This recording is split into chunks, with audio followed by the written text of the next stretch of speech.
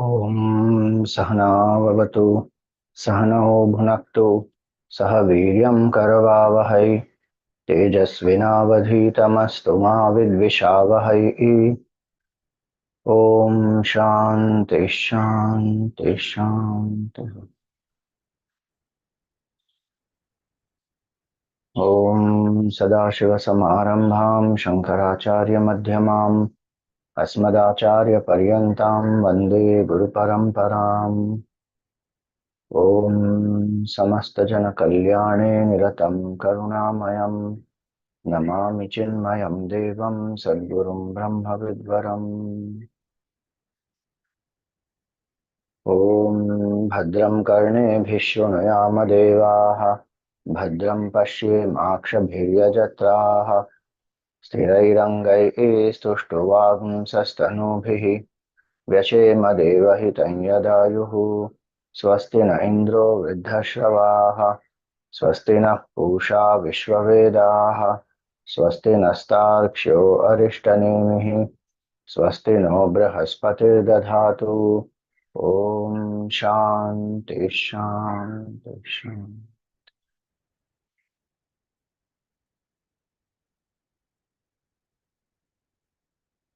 Hari Om, salutations to all. So we were seeing the instructions given in the fifth mantra about contemplation, and Brahmaji said to Ashvalayana Rishi, Vivikta deshe cha sukhasanastha, sit quietly in a solitary place, in a comfortable posture, samakshira griva, shuchi samagriva shira shariraha. In a clean place, sit erect, with the head, neck and the spine in a straight line. Then atyashramastaha sakalendriyani nirudhya. Sit with the attitude that I am only a seeker of the truth. Have the attitude of detachment. Atyashramastha indicates attitude of detachment. At a deeper level, I am not even a jiva who goes through four stages in life: brahmacharya, grahastha, vanaprastha, and sannyasa. So, dropping all identifications, one sits, having withdrawn all the senses, sakalendriyani nirudhya, all the senses of knowledge, all the senses of action, having withdrawn, and bhaktya swagurum pranamya, with great devotion, invoke your guru, surrender to the guru, and then start the contemplation. So, here the pointers then. So, we had stopped till here. Now, the 4 pointers are given in this mantra. In the space in the heart, Hritpundarikam, in the lotus of the heart. So the heart is like a inverted lotus, which is closed, like a lotus bud. So in the heart, meaning contemplate as the aham, the real I is this. Heart is the seat where we touch and we say I. So that small I is what we identify ourselves with as a body, as a jiva. That has to be negated, and the assertion has to happen of who I am truly, the real I. And so the purpose of dhyan is not thoughtlessness. The purpose of dhyan is not to attain some siddhis or to get some special vision. The highest is to know the self. Who am I truly? And that Atma is infinite. But not knowing that, identifying with this finite, then we feel bound, limited, and then this aham arises, this small I arises. and it keeps on changing every moment. But the real aham, the pure consciousness, that doesn't change. And so when it is said, meditate in the heart, contemplate on the self in your heart, it means to contemplate with the I thought, the real I. That today I think I am short, I am tall, I am dark, I am happy, I am sad, I am successful, I am failure. Those are all aham vrittis, small I. Those have to be negated on one hand. On the other hand, we assert. So the negation will automatically happen when I assert. But that assertion is not a mechanical assertion. That's why the earlier mantra said Vedanta Vijnana Sunischitarthaha. One has studied, reflected, come to a conviction that yes, I am that, I am not this. Then this nididhyasan will work. So one says, 4 pointers given are Virajam, Vishuddham, and Vishadam, Vishokam. 4. Vichintya Madhye is to go with Hritpandorikam. In the lotus of your heart, contemplate. Madhye is the center, meaning in the core of my personality where I feel I am, aham, small I, aham vritti rises, there only aham is there, the true I is there. And that true I, what is the nature of that true self? Is these 4 pointers, Virajam, Vishuddham, Vishadam, Vishokam. So how does one contemplate? I am Virajam, I am Vishuddham, I am Vishadam, I am Vishokam. And when one says I am Virajam, one identifies with the consciousness. That consciousness is Vishuddham, Virajam, Vishadam, Vishokam. So Virajam, Raja means dust. Virajam, no dust, meaning no impurity, which is what the next word also says. Vishuddham is the purest. So that which does not have any impurity. We can also take the meaning as that which does not have any attachments, which does not have any restlessness. Raja can also mean in this context the Rajoguna. So no Rajas, no Tamas, pure Sattva is the nature of the mind which contemplates, but the pure consciousness does not have the 3 gunas. No Rajas, no Tamas, no Sattva. So by saying Rajas, Tamas and Sattva also are implied, meaning I am that truth which is beyond the 3 gunas. So any mental modification arises is in 3 gunas. Whatever thoughts arise, they will be either of the 3 gunas only. Either there is laziness, lethargy, ignorance, dullness, careless, procrastination, tamas. Or there is some thought of activity, achievement, success, goal, ambition, attachment, greed, rajoguna. Or sattva guna, peace, balance, knowledge, creativity, love, happiness, all sattva guna. Each one is subtler than the other. Subtler than tamas is rajas, subtler than rajas is sattva. Atma is beyond the 3. So Virajam means that. Hritpundarikam, Virajam, beyond all Rajoguna. Then Vishuddham. So if you see Gurudev's commentary here,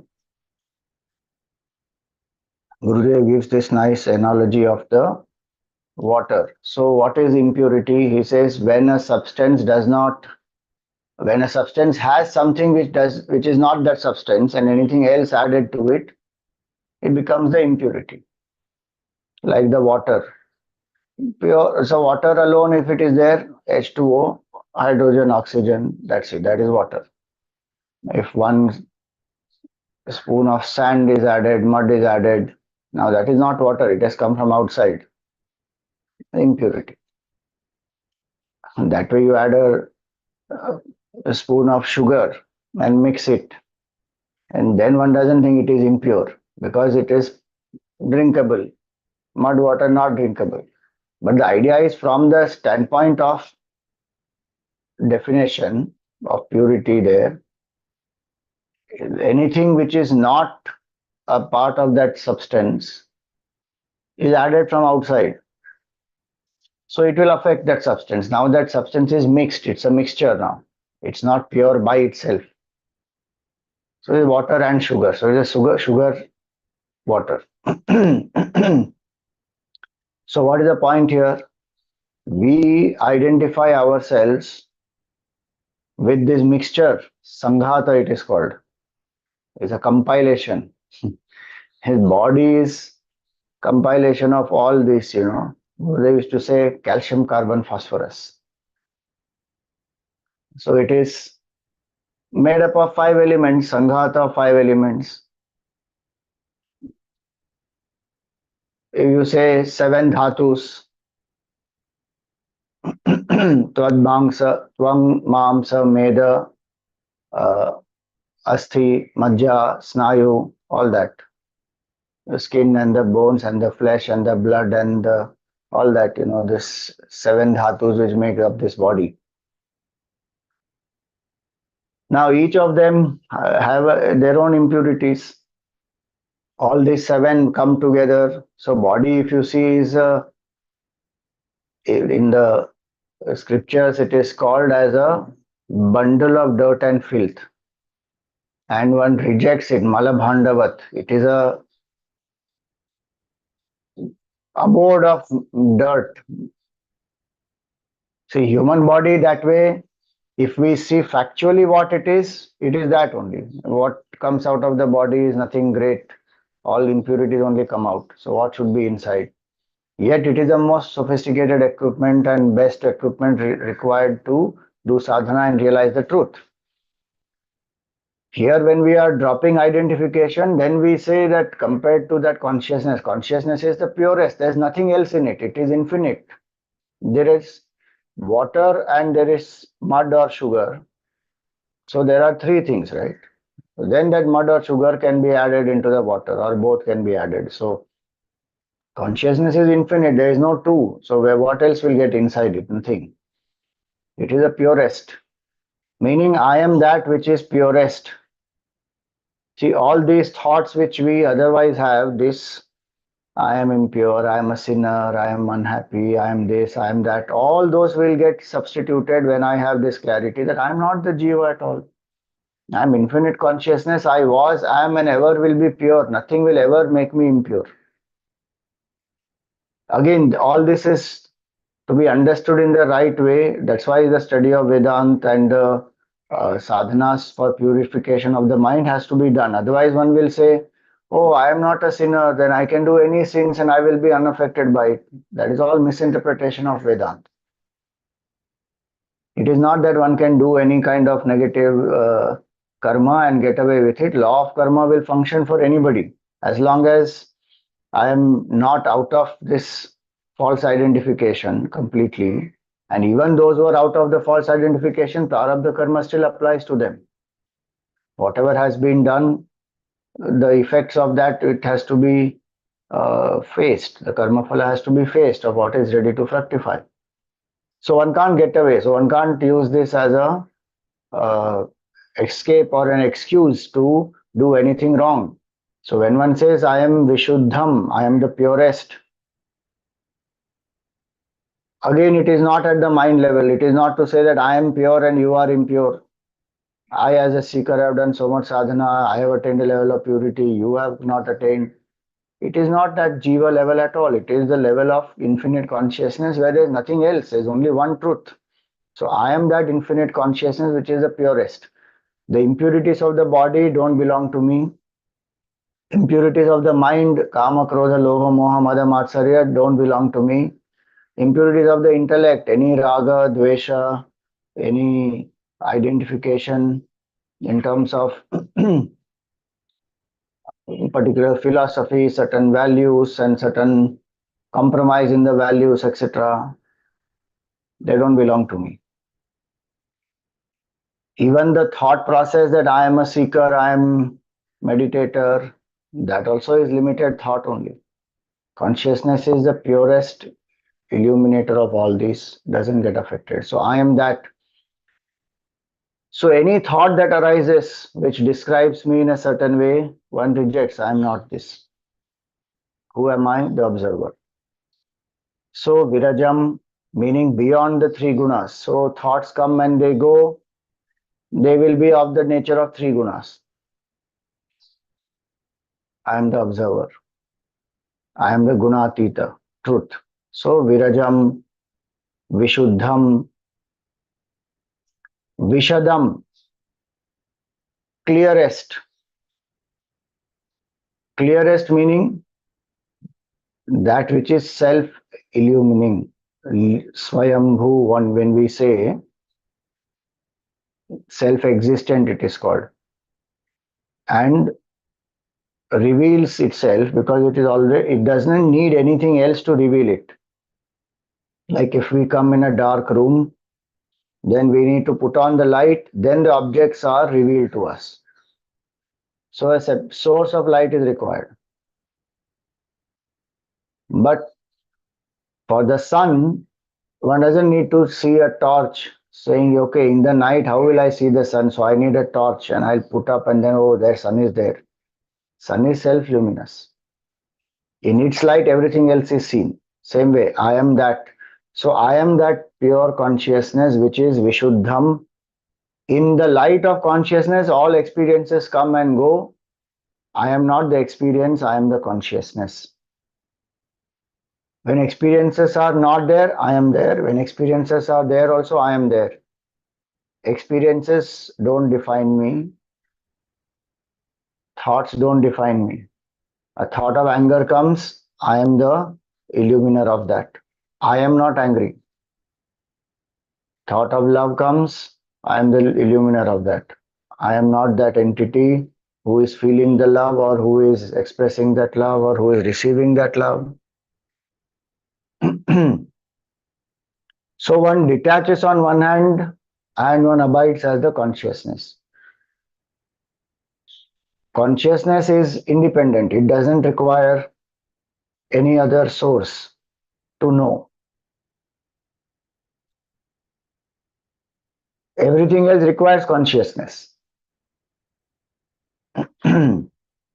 Body can't function without consciousness, mind can't feel without consciousness, intellect can't think without consciousness. So one who understands that, he says, I am not the body, my intellect, I am that consciousness, which is the source of everything. So Vishadam, that which is the self-illumining entity. And because it, and being infinite, it is self-luminous, and vice versa also. So I am that infinite consciousness which is self-evident. There's no need of a proof of that actually. We say prove God, prove consciousness exists. Array, we need actually proof for a world to exist, not for consciousness to exist. Because consciousness is ever present. World comes and goes. So what is the proof that world exists? Every moment world is changing. What is the proof that that is real? It is continuously changing. That requires proof actually. Just because I am perceiving something, I feel that is more real. That is a limitation of our senses. Anyway, so Vishuddham means that I am the purest. I don't need any proofs. I don't need any support. Nothing, the presence or absence of anything does not limit me. So I am the illuminer of everything, unaffected. The illuminer will always remain unaffected by what it illumines. That principle we have to know in Vedanta. And that principle applies very deeply in contemplation, that I remain unaffected. Anything that comes and goes, It is a thought, it is a feeling. It may do something to the body, it may do something to the prana.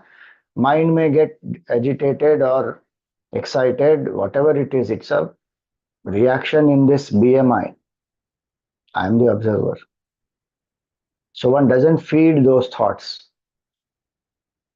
One keeps the attention. I am the infinite consciousness. So one may use the word saying Vishadam, Vishokam, you know, Virajam, Vishuddham. Slowly one contemplates that I am Virajam, I am beyond the three gunas, I am beyond any impurity, I am, you know, the purest, Vishuddham, Vishokam, beyond grief, Vishadam, that which is luminous, self luminous, Swayam Jyoti.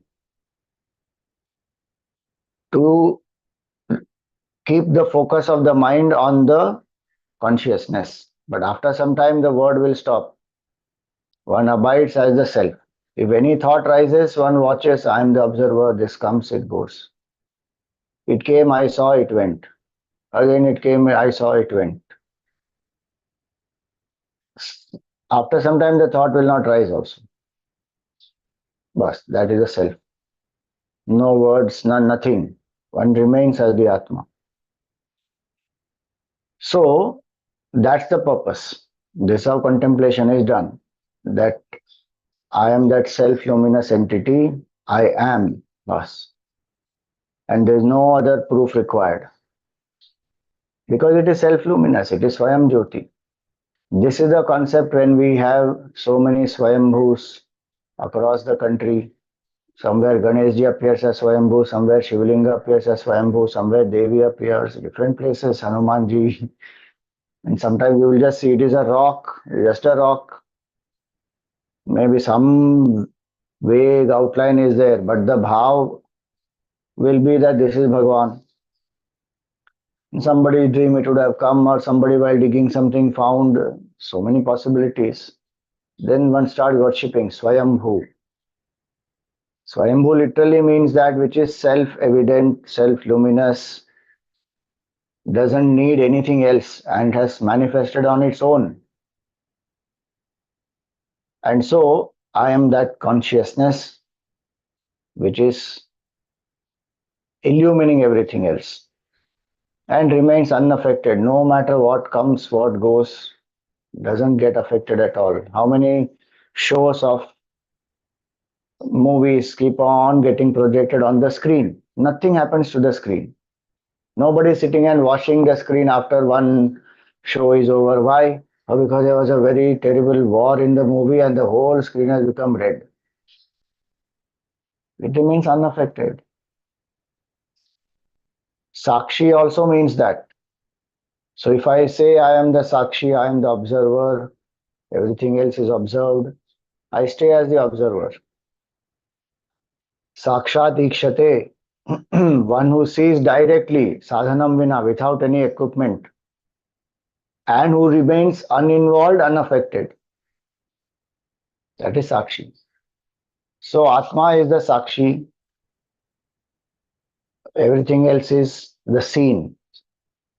When the seen disappears, the seer also disappears. Sakshi Bhav also goes. Atma remains. That is the set, that is I. So Vishuddham, Virajam, Vishadam, now Vishokam. Beyond grief, Shoka. So why will Shoka arise? Moha leads to Shoka. Avidya leads to Moha, Moha leads to Bhaya and Shoka. Meaning ignorance. When I don't know who am I, then there is a Moha, delusion that I am the BMI. Now if I think I am the BMI, that will lead to attachment, which will lead to fear and sorrow. If I get what I want, I have a fear of losing it. When I lose what I have, there is sorrow. Or if I don't get what I want, there is anger. And that further anger will lead to only frustration and sorrow. So this is the consequence of not knowing who am I. We may think that sorrow comes because of so many other people and the situation, and but it doesn't come because of that. Those are only external stimuli.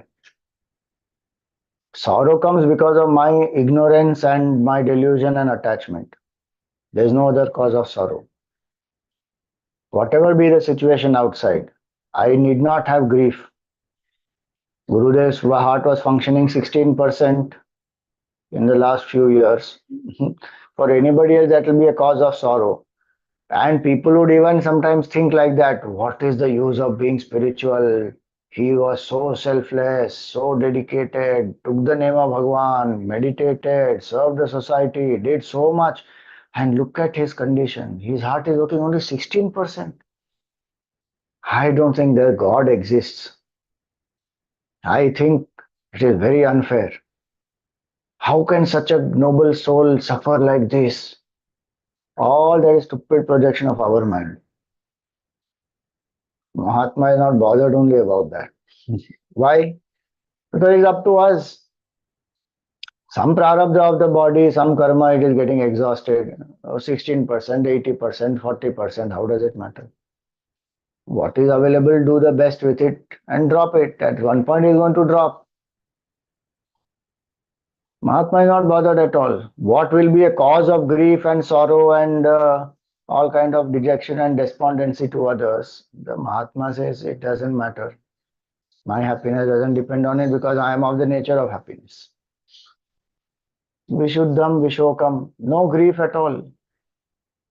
Some people left Gurudev and went. When he had decided to withdraw, trained somebody, made him, he had done all this succession planning and was going to hand over and withdraw, sit in Uttarkashi and write commentaries.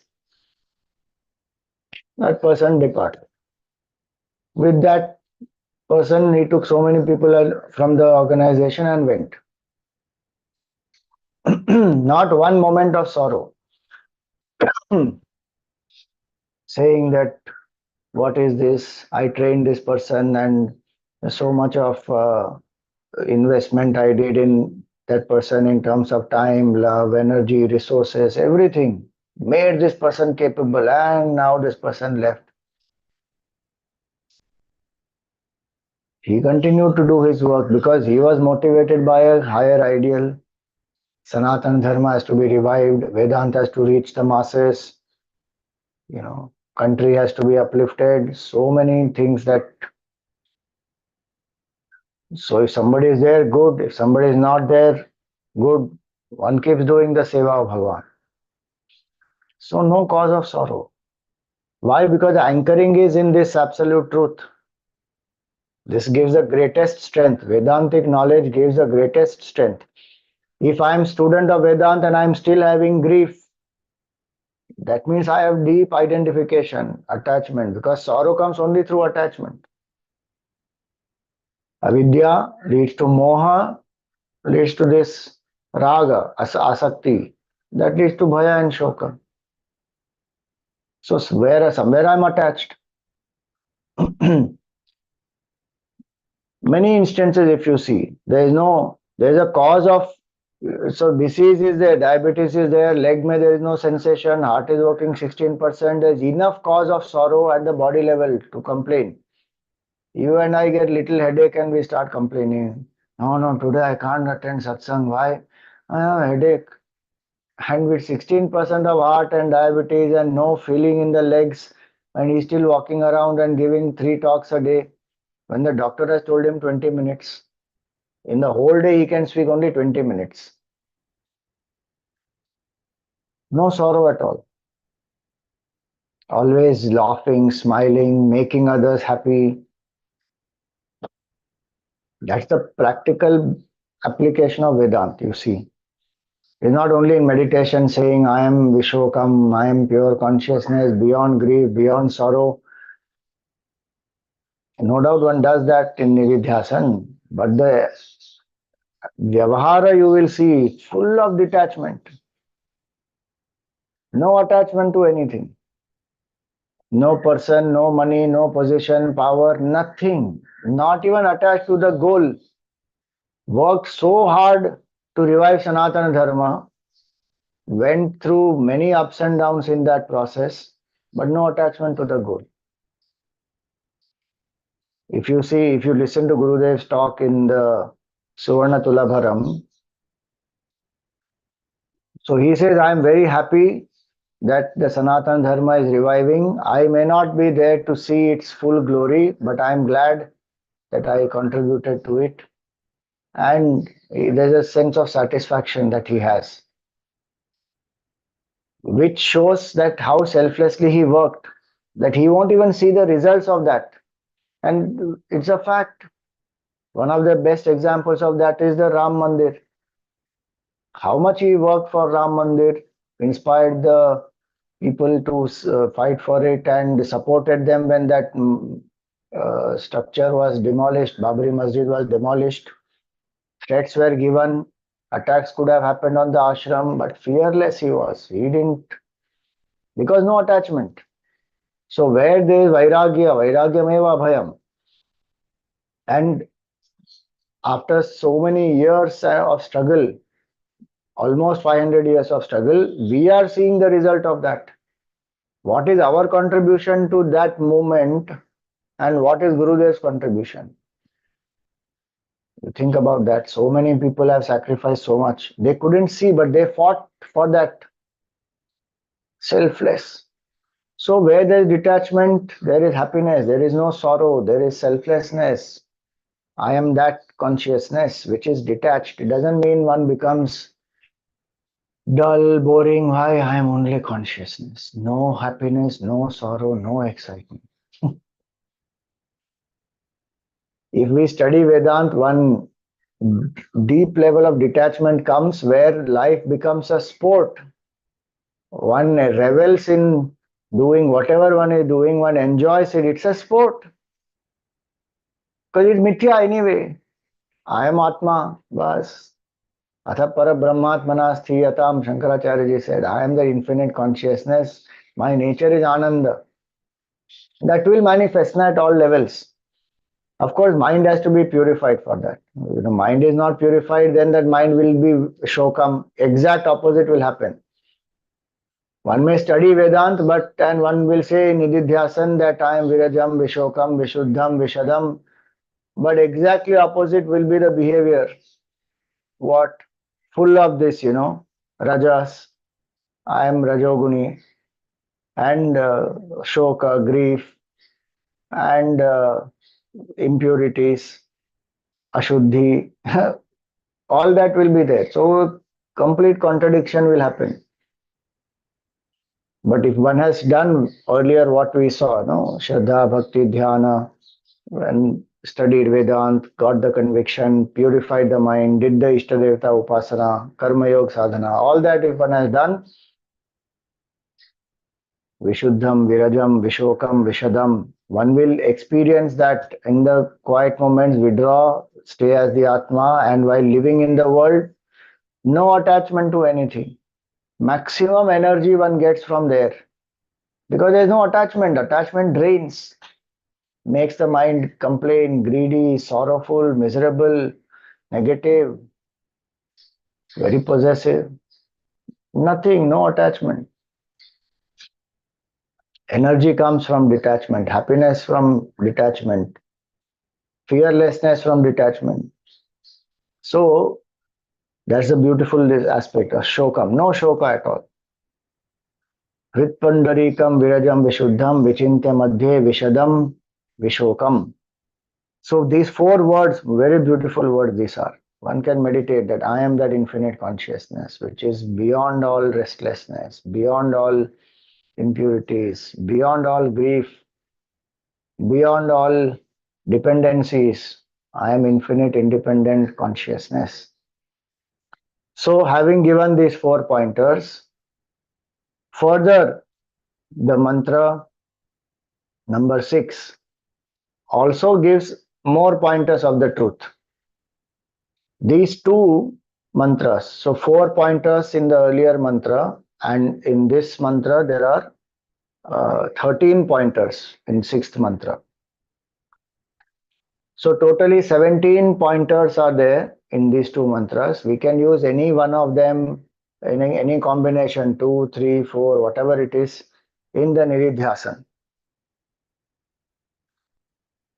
Like that, there will be more which will come through the whole Upanishad, and many Upanishads have so many pointers. They all are pointers. Gurudev used to say they are pointers. So in that direction where they are pointing, we have to lift the mind and let go of the mind.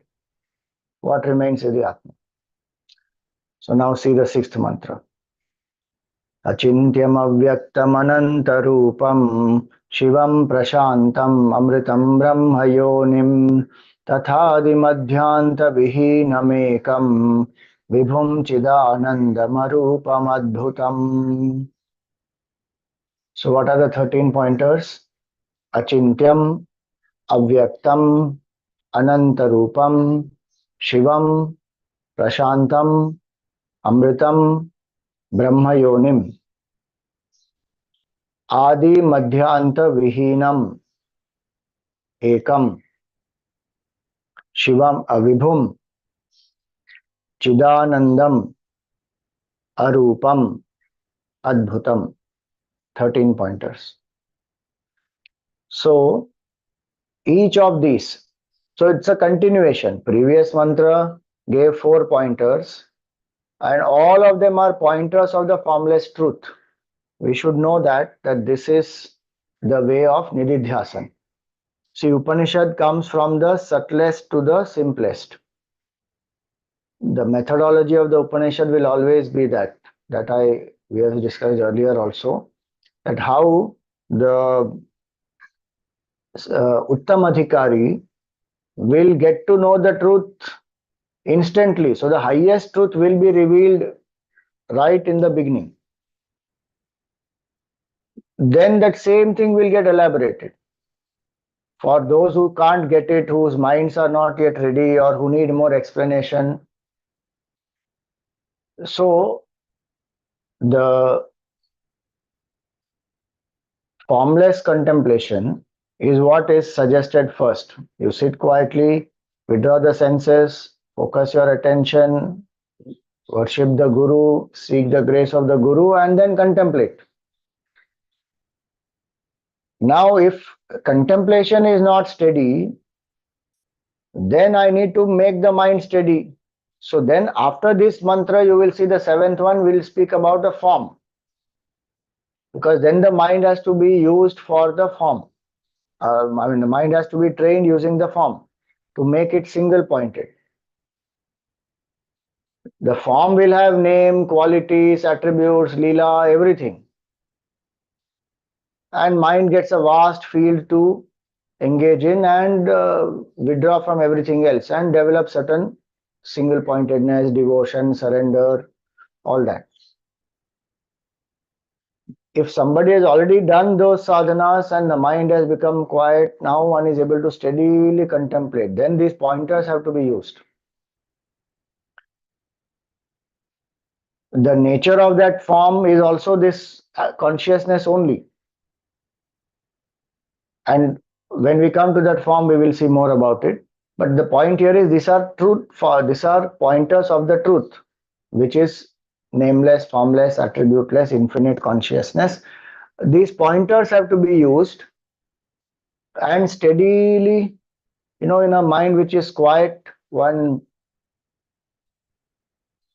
chants these mantras slowly. And sometimes not even the whole mantra, just 1 or 2 words, and lift the mind to the state that it indicates. That's why Gurudev said it is a pointer. One has to drop the pointer. If one is showing, Gurudev always gave the example of the finger indicating the moon, remains the finger only. But in that direction, if you see, you have to drop the finger. You see only in the direction. If you keep seeing the finger, you can't see the moon. You have to drop that finger, but see in that direction, and the attention shifts from the finger to the moon. Same way, the mind has to be lifted using this pointer. Achintyam, that which is unthinkable. Atma is unthinkable. Acha, it is unthinkable. Then why are we thinking about it? We are not thinking about it. We are contemplating on it as the Atma, that I am that which is beyond thought. I am consciousness. Thinking one has done in the earlier step. Nididhyasan is preceded by Mananam. In Mananam, one has done what is Achintyam. Atma is beyond thought. Atma is that which cannot be thought of, yet it should be thought of. Don't think of it, but yet think of it. That Amrit Bindu Upanishad mantra it is. Means what? Don't think of it as an object. It is not something to be known as an object, like how I know, this bottle or this computer or a particular subject or this person or that particular, idea. It is not to be known as other than I. It is to be known as aham. So it cannot be thought of as an object, but it has to be realized as the subject, and it is beyond subject object. That is absolute truth. So it cannot be thought of like anything else. That's why it is called achintyam. Anything else will have nama, rupa, sambandha, guna, kriya, all that. Name, form, relationship, activity, attributes. Remove all that. What will remain is the Atma. So it is unthinkable because it does not have any of these attributes. Second, it is unthinkable in the sense that it should not be thought of in the same way as we think of anything else, where I remain separate and I want to know something. Here, the knower is the truth. The one who wants to know is the pure consciousness already. One is simply seeking it outside. So that extrovertedness of the mind has to stop. So achintyam means that.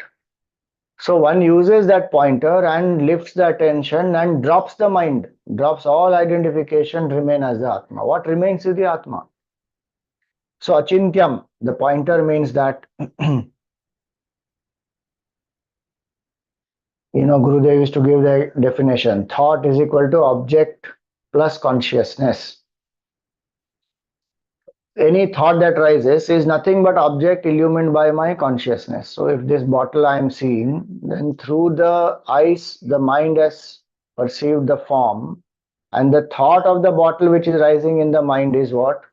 The form of the bottle, the name bottle, the shape, the qualities, the idea that this is made up of metal, this is some green color, this is sleek, this is 500 ml water bottle, attributes.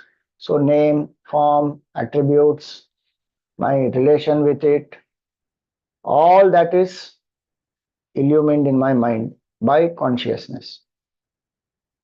So if I shift the attention from the name, form, attributes, qualities, and I am the witness which illumines this. Now I am not feeding those thoughts about this. I am saying I am the witness. I am achintyam. I am consciousness which is unthinkable. So from extrovertedness, which I would have thought more and more about this bottle, from where I got it, how useful it is, what will I do without it, all those thoughts are gone. One remains, I am the observer. I am consciousness. I am unthinkable. So that is the nididhyasana, lifting the mind to that state and then dropping all false identification. Achintyam, it cannot be thought of. Yet it has to be thought of because that's the only method available to drop false identification. But it has to be thought of as the subject, as the I, real I. I am Achintyam. I am the consciousness which is unthinkable, meaning I am infinite. Grasping can happen. Thought is a boundary. I am that which has no boundaries. When we say, thought is object plus consciousness, consciousness is what? Object minus thought minus object. Mathematically, thought minus object is equal to consciousness. So if you let go of all objects and remain as the subject, and that subject also goes, that is consciousness, achintyam. About that subject, I may use a pointer, as it is said here, achintyam, avyaktam, they are pointers of the true I, the subject. But it is not even that. In relation to thought, it is said it is achintyam. By itself, it is not achintyam also and chintyam also. It only is. That is consciousness. So achintyam. So thought is like a boundary. Awareness is like space. So this has a shape. So this is boundary. Now space has no such boundary. That's a limited example. I'm not saying awareness equal to space, but just to make us understand that any picture, like the picture you see behind there, so that picture has a boundary, it has a frame, in that a certain portion, a space it occupies. But space by itself, it has no such limitations. And even when this boundary is created, this picture takes up a certain space, bottle takes up a certain space. It is not that actually it is creating some divisions in space. Space is one even if this appears with boundaries. Same way, thoughts have boundaries. Hundreds and millions of thoughts can arise, but they don't limit the Atma. They don't make the Atma into that many divisions. Atma remains unaffected, undivided. I am that Atma. And so it is unthinkable. Because usual methods of thinking don't apply here. It is unthinkable because it is infinite. It does not depend on thought. It is not limited by thought. Thought is limited. This is unlimited. Thought is a boundary. This is boundaryless. So how will a thought think about it? The moment it tries to think about it, it will limit it. So that's why even these words are temporarily helping us to lift from one level to a higher level. Then they have to be dropped because ultimate truth is infinite. No word can explain, no word can indicate. It will only limit.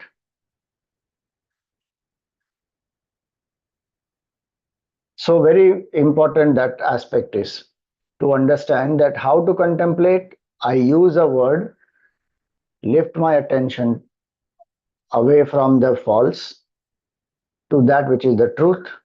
Then I drop the word, then I drop the meaning of the word also. What will remain is the I, real I.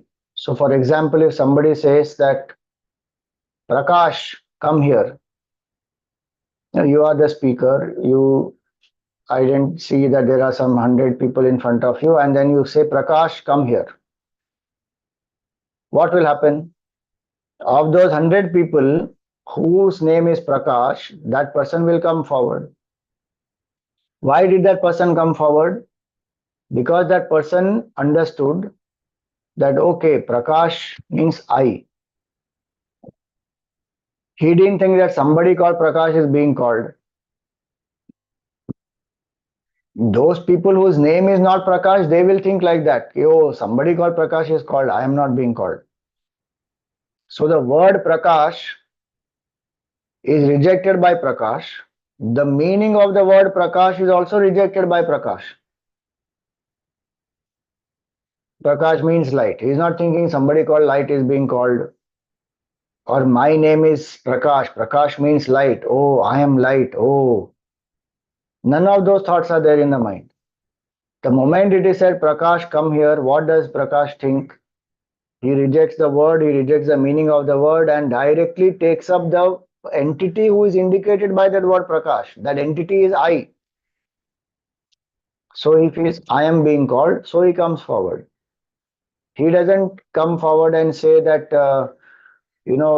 Prakash, light, all those were being called. No, he says, you called me?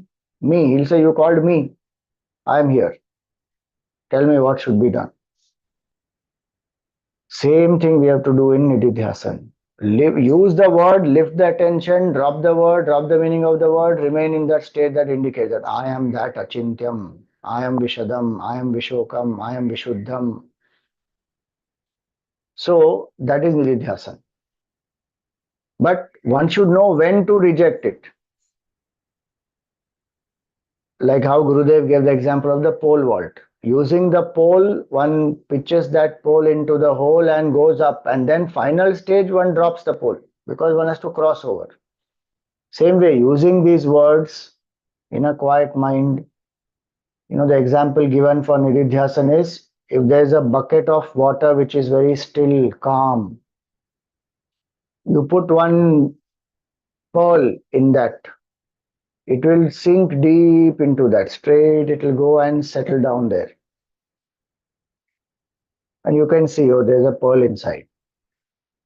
In that way, the mind which has become calm, in that these pointers are dropped, they will go deep and they will transform the subconscious, unconscious mind.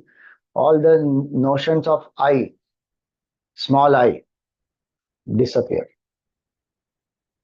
So, achintyam, I am that achintyam, I am that infinite consciousness which cannot be thought of. Then, avyaktam, it is avyakta, it is unmanifest. Unmanifest meaning it is actually manifest every second, but my attention is not on that.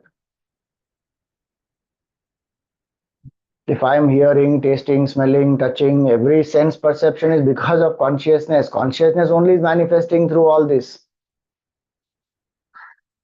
And yet I am not aware of it, so for me it appears unmanifest. That's why when you're asking where is God, where is consciousness, what is the truth, I am searching the truth. Arey. That's why Kabir Das ji said, Pani mein mein piyasi, mohi suni suni aave hasi. How is this fish so thirsty in the water? And this small fish is looking here, there, everywhere, running frantically from one place to another. So the big fish asked the small fish, what happened? What are you searching? So the small fish says, I am searching for the water. Big fish says, all around you, everywhere is water only. He says, no, this is ocean. I am searching for water.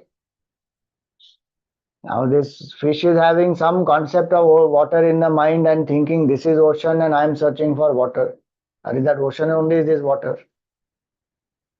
Same way, our mind creates all kinds of concepts and it is stuck in that because identified with name, form, qualities, attributes, all that. And so it doesn't see consciousness. So appears as unmanifest, avyaktam.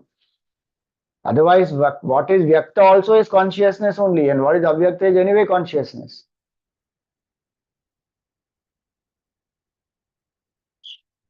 Because whatever we are seeing is appearance of consciousness. So vyakta also is consciousness, avyakta also is consciousness. But very weird it is, neither avyakta we are experiencing nor vyakta we are experiencing as consciousness. We are thinking, oh, this is a tree. When a foreigner asked Gurudev, what is this? Looking at a mango tree, he didn't know what it is. First time he has come and is seeing. Gurudev said, this is existence in the form of a mango tree. So the idea is, it is vyakta every moment. In the Upanishad it comes, Kena Upanishad it is said, Pratibodha Viditam Matam. Bodham Bodham Prati. In every thought it is consciousness alone which is there. Where is it unmanifest? Gurudev used to say that with every thought is an opportunity to recognize consciousness. So when thoughts are there, consciousness is there. When it is not there also, it is there. So it is there at all times. But yet it is avyakta because my attention is on the object. So I have to shift, saying I am that unmanifest consciousness which appears as unmanifest. Otherwise it alone is. So achintyam, avyaktam. How will that which is avyakta become vyakta? That is a process of sadhana. Milk has all the butter inside it in an avyakta rupa. In the Gita also Bhagavan says that Maya tatabidam sarvam jagad avyakta murtina. Ninth chapter it comes. Maya tatamidam sarvam. I pervade this. By me the whole world is pervaded in the unmanifest form. Unmanifest because of this only, because our attention is on the manifest. So we feel consciousness is unmanifest. But otherwise, it alone is. So, achintyam avyaktam, the process of manifesting it from the unmanifest is what we call sadhana. When the mind has become single pointed, pure, then the attention shifts, then one realizes, sorry, it was always there, it was never unmanifest. The butter was always there in the milk. We couldn't see it. Then we make the buttermilk out of it, and then they take the whatever, the curd is put, and the curd, in little bit of curd in that milk, and that slowly that whole milk will become curd, and then that buttermilk, and then that malai of the milk has been removed, and then do the churning, etc. Butter will come out. It was all there only, hidden in that milk. Now the point is, mind when it is put through the process of sadhana, it becomes detached, it becomes single pointed, it will recognize, oh, I am that consciousness. Achintyam, avyaktam, anantarupam. It is infinite forms. It is not only one. If we see the forms, if we see absolute truth, it is one. Ekam also will come as a pointer. But Anantarupam, meaning all the forms belong to that consciousness. Because it's appearance of that only. How strange, now it is Avyaktam and Anantarupam is put in one line, one after the other. It is unmanifest and yet it has infinite forms. Looks like a oxymoron. Not oxymoron, looks like a contradictory idea. But it is not contradictory. It is the same truth expressed from different levels. From manifestation level, it is Ananta Rupam. But because attention is on the form, it looks as one only. It appears as one manifest. So it is of all forms belong to it only. Which means that even if I identify with this as I, this is me, one says, no, no, this form belongs to consciousness. Like how the devotee will say that this is equipment of God only. God only can use it. I am nobody. I am a zero. This is instrument of God in the hands of God. God utilizes it the way God wants. I have nothing to do with this. So one drops all sense of Jiva Bhav. Same thing in Vedanta. Ananta Rupam. Consciousness only appears as infinite form. So all this is divine, including this. Then I don't think of this as small I. This is consciousness, that is consciousness, everything is consciousness. Like every form in the dreamer's dream is nothing but the dreamer's mind. This separation that this is a human, this is a mountain, this is a plant, this is a bird, this is a river, that is all functional division. Otherwise, it's all appearance of consciousness alone. Today, that is being explained at the deepest level in science also. What? That there is only one truth. If you go to the atomic level, subatomic level, string, quark, all that, there is only one substance which is appearing as whole thing. The building block is the same. That is from material level. But go still deeper into quantum physics, they will say consciousness is the basis of everything in this creation. It is not matter. It is one truth, one consciousness alone, appearing as so many. And that appearance is there only when you are there as the observer. If you are not there, this is not there. This is what Vedanta said. More of it we will continue in our next class. For today, we will spend the next 10 minutes in doing Niridhyasan on the four words. Sit quietly, sit erect, your head, neck, and the spine in a straight line.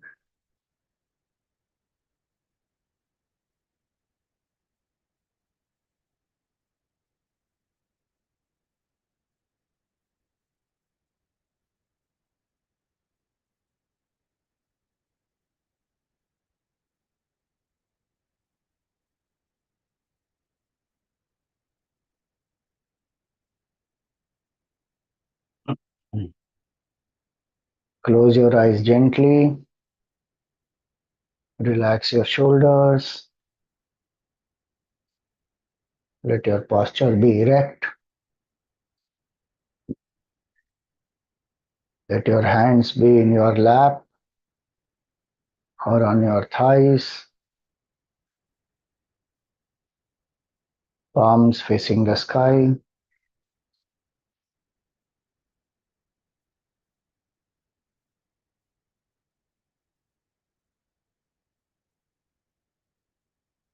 If you are sitting on a chair, place your feet firmly on the ground.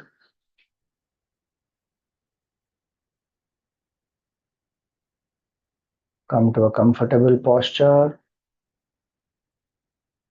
without any strain in any part of the body.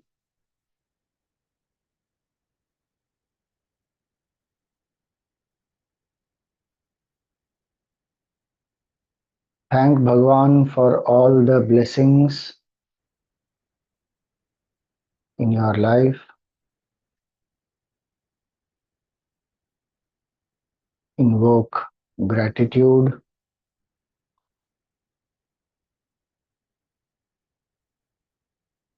Thank Bhagwan for this beautiful opportunity of this life, this human birth, of all the experiences of knowledge.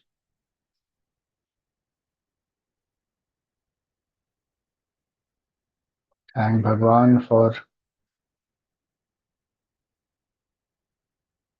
this opportunity to contemplate.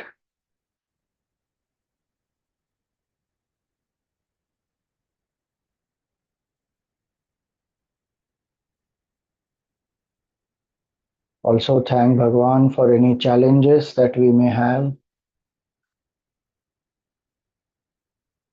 any difficulties. They all are opportunities to grow, to evolve.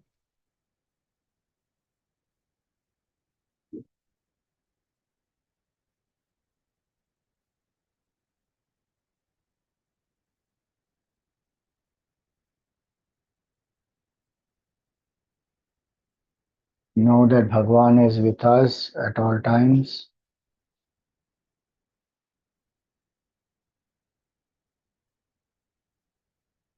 So let go of any hesitation, fear, doubt, and invoke bhakti and shraddha,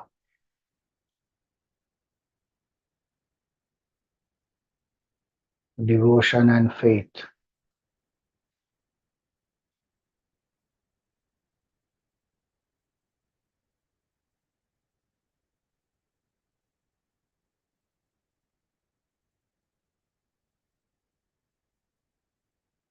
This is the first step, preparation and posture. Second step, auto-suggestion.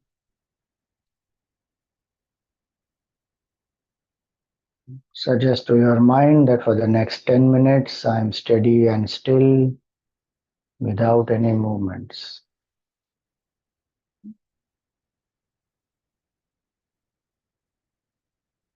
I am steady and still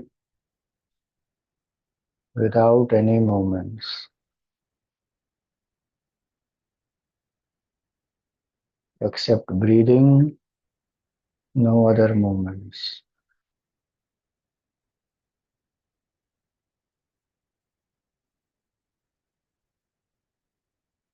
I am alert, awake, and quiet.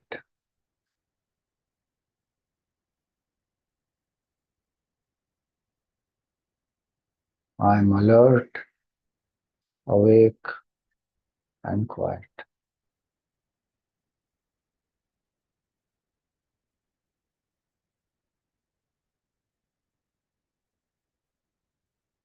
I am an Atyashramastri. I am only a seeker or a devotee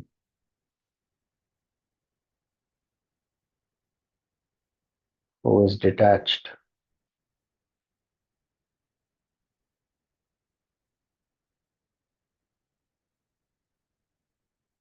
I am a detached seeker or a devotee.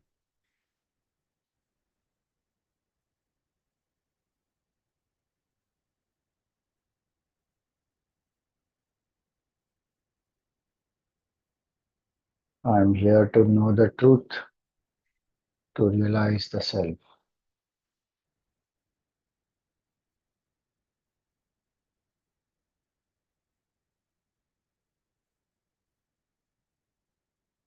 Third step and fourth, we will combine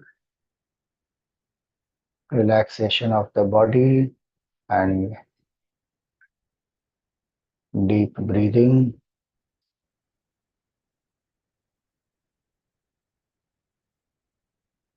Let your breathing be slow, steady, and deep.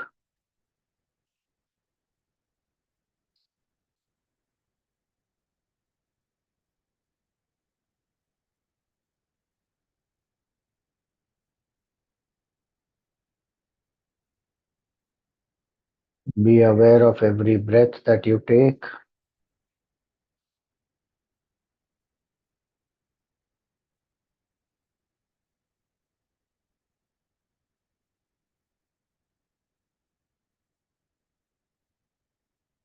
With each breath, feel that your body is flooded with light and energy.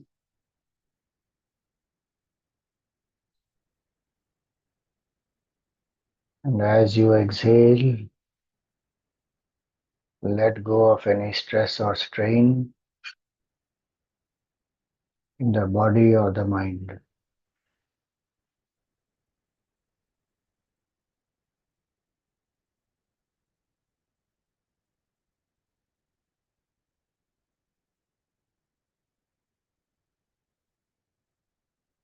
Slow, steady, and deep inhalation without any jerks.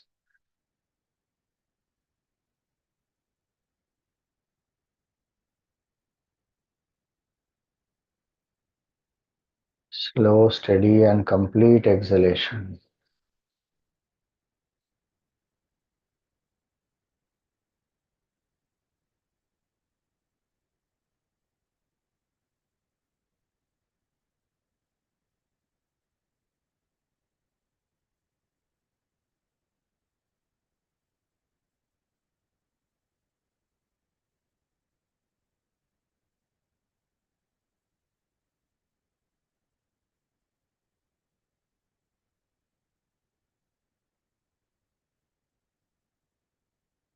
Fifth step,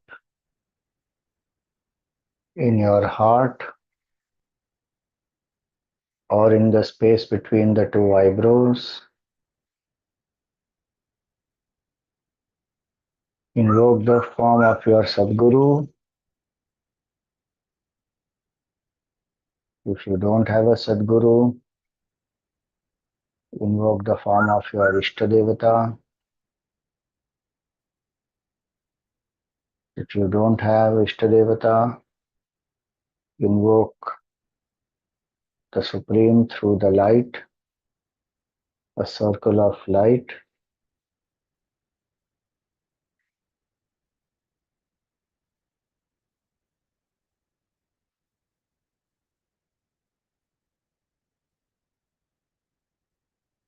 Prostrate in front of your Sadguru.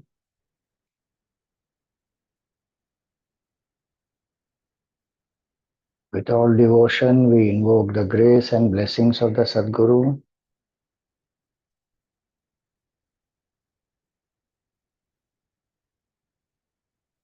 You can chant loudly if you like.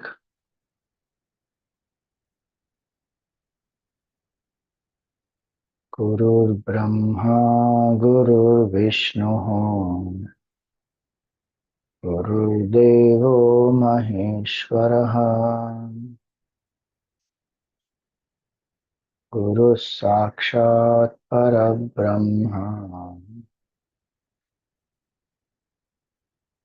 तस्मै श्री गुरवे नमः।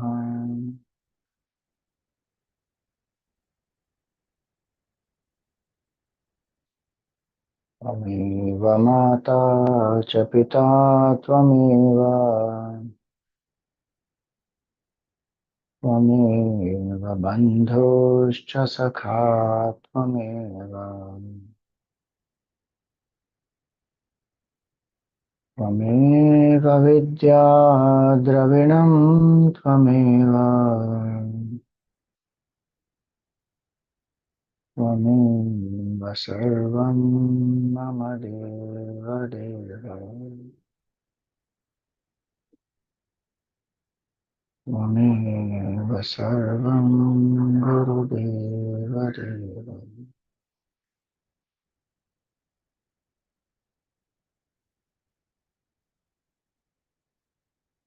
Or some flowers at the feet of the Sadguru,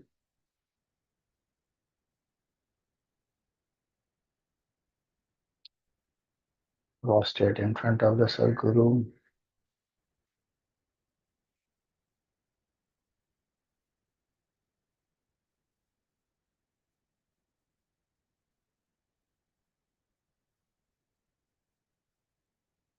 May the grace of the Sadguru lead us, guide us, and protect us.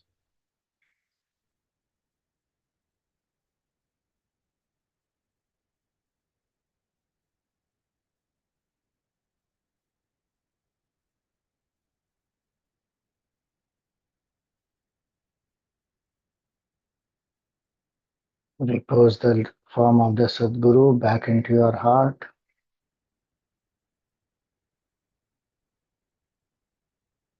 Now we contemplate on the truth as consciousness, as the self.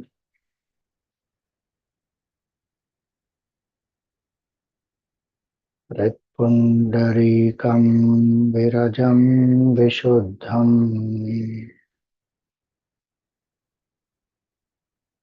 विचिन्त्य मध्ये विशदं विशोकम्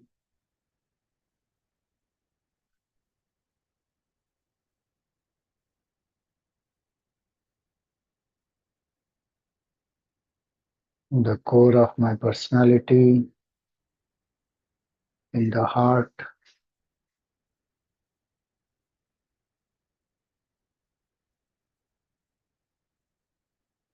I contemplate that I am that pure consciousness,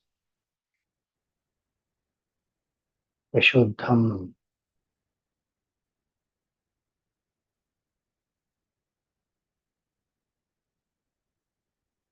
Impurities belong to the BMI. I am the purest, unaffected, infinite consciousness.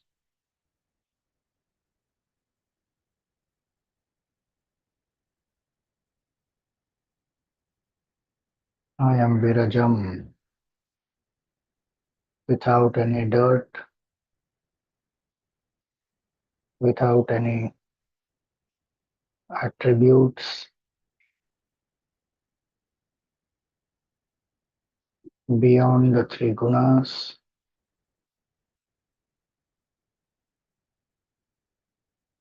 I am infinite consciousness.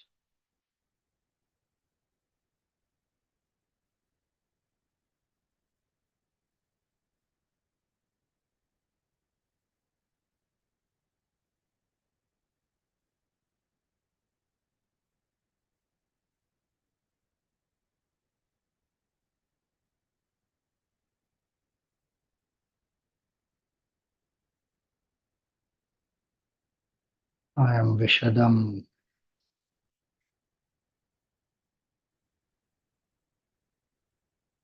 self-luminous, Swayambhu,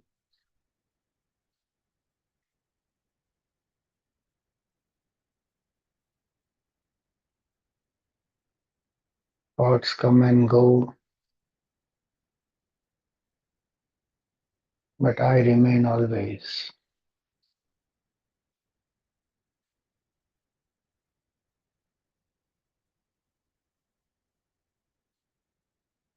I am independent, clear, pure consciousness.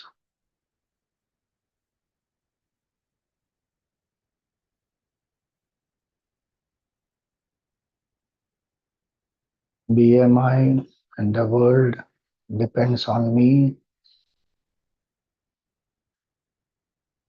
I am not dependent on them.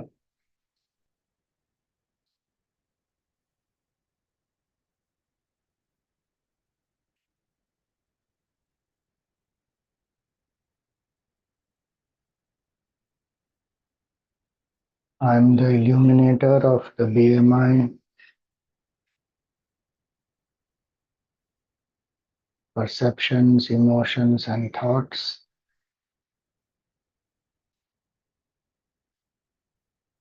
I am unaffected by them.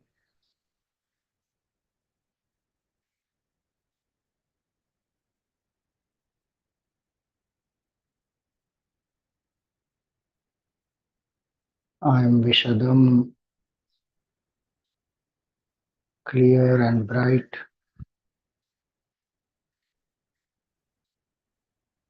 ever shining, ever existent.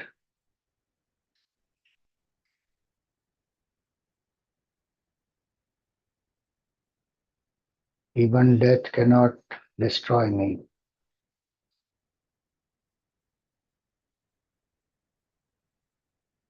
because I am existence that will never become non existent.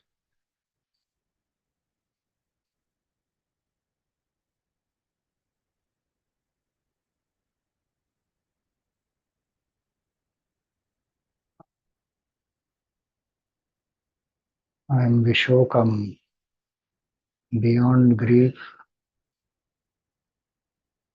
My nature is absolute bliss.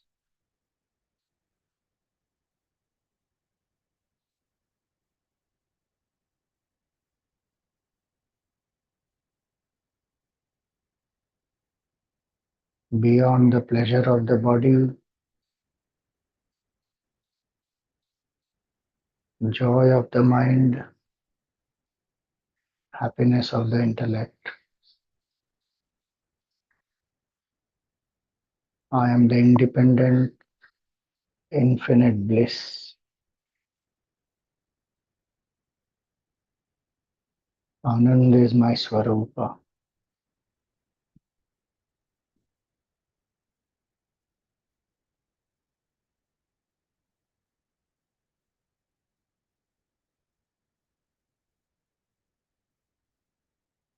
I am happiness. I don't have to search for happiness. I am that infinite happiness or bliss.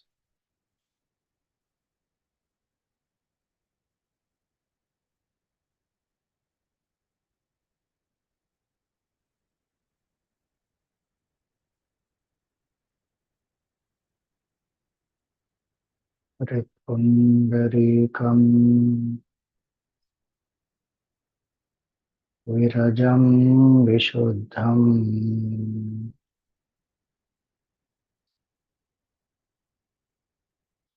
vichintya madhye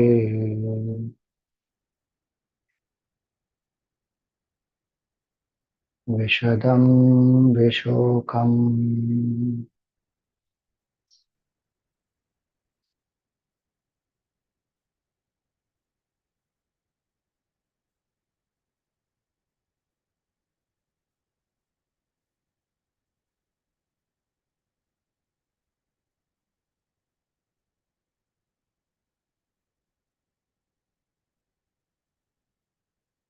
Ripundarikam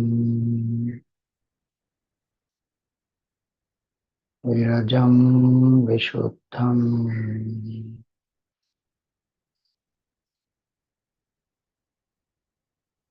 विचिन्त्य मध्ये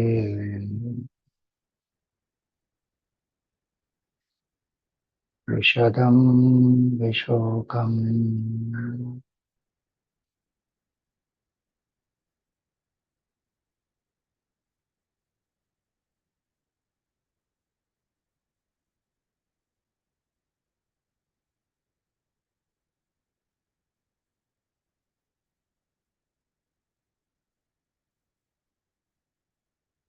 I am beyond three gunas. I am the purest.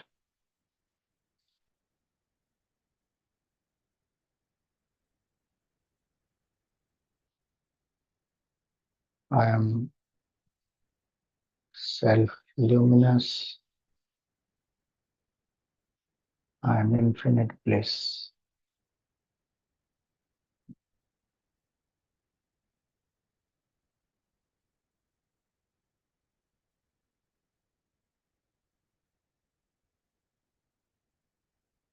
With the grace of the Sadguru, may we come to realize this consciousness.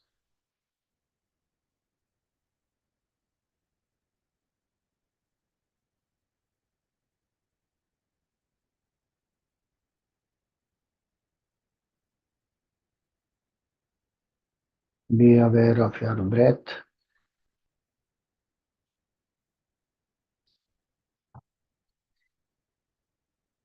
Be aware of your body.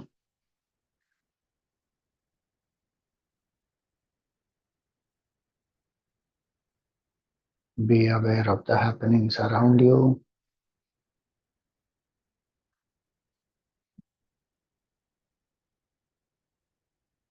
Thank the Sadguru. Offer your prostrations at the feet of the Sadguru.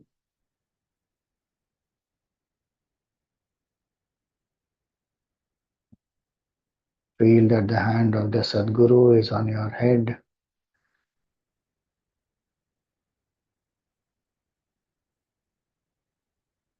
The grace and the blessings of the Sadguru pervade your being.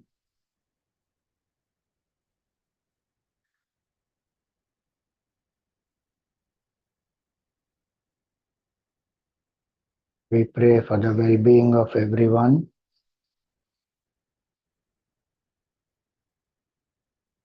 Om Sarve Bhavantu Sukhinah Sarve Santu Niramayah Sarve Bhadrani Pashyantu Ma Kaschit Dukkha Bhag Bhavet. Om Asato Ma Sadgamaya Tamaso Ma Jyotirgamaya Mrityorma Amritam Gamaya. Om Purnamada Purnamidam Purnat Purnamudachyate Purnasya Purnamadaya Purnameva Vashishyate. Om Shanti Shanti Shanti. Hari Om Shri Gurubhyo Namaha. Hari Om.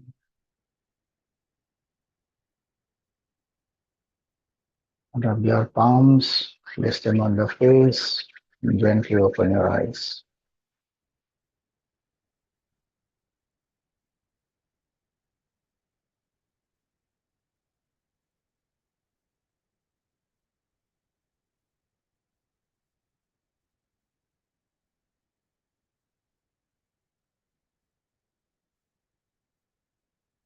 Any questions for today?